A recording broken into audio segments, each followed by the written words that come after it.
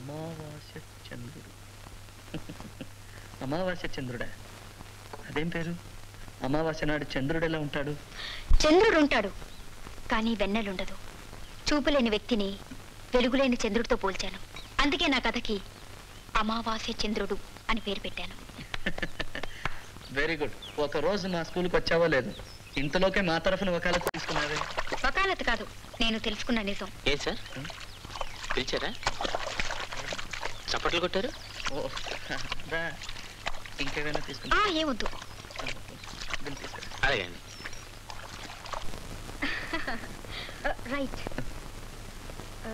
మీరు మీ అమ్మగారితో ఎందుకు కలిసి ఉండటం లేదు? మా అమ్మ చచ్చిపోయింది, అందుకని. అదేమిటి? మొన్ననే కదా మీ అమ్మగారిని చూసాను. ఆవిడ మా అమ్మ కాదు, మా నాన్నగారు రెండో భార్య.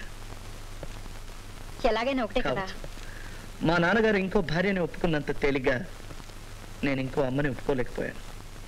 అప్పుడు నాకు 7-8 ఏళ్ళు. అప్పట్లో నేను చూడగలిగేవాడిని. కళ్ళు మండుతాయే, సోప్ వద్దు. మొహానికి సోపు రాసుకుంటే తెల్లగా దొరబాబులా ఉంటావు. కళ్ళల్లో పడకుండా రాస్తానమ్మా. ఒట్టు ఒట్టు. దానా దా. కళ్ళు మూసుకున్నానా? అది.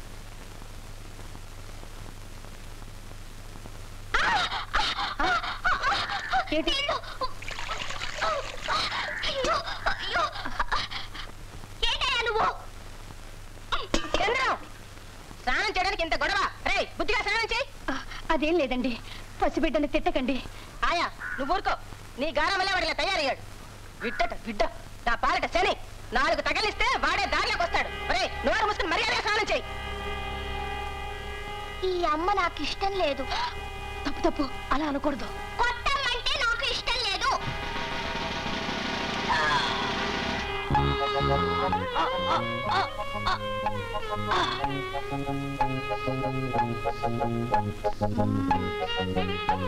ఏమైంది? చచ్చిపోయాను.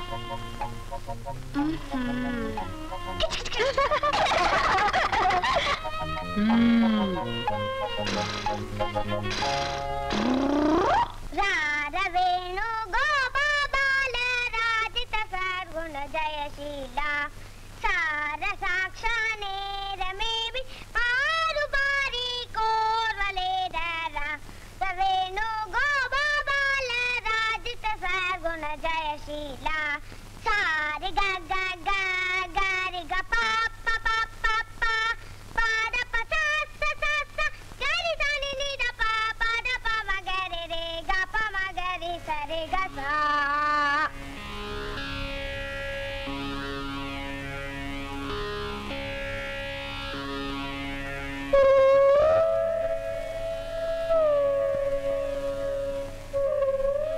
ఎందుకు నిద్రపోతుంది? నిద్ర కాదు నాన్న, చనిపోయింది.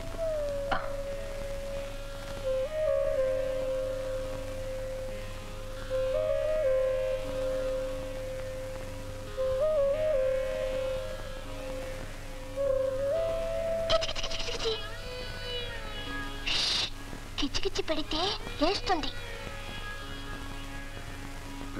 లేవదు బాబు. నాన్న చెప్పిందేంటో నాకు అప్పుడు అర్థం కాలేదు. చావుతో నాకు ఏర్పడ్డ మొదటి పరిచయం అదే. అందుకే దుఃఖం కన్నా నాతో చెప్పకుండా పోయిన ఆయా మీద నాకు కోపమే ఎక్కువగా వచ్చింది.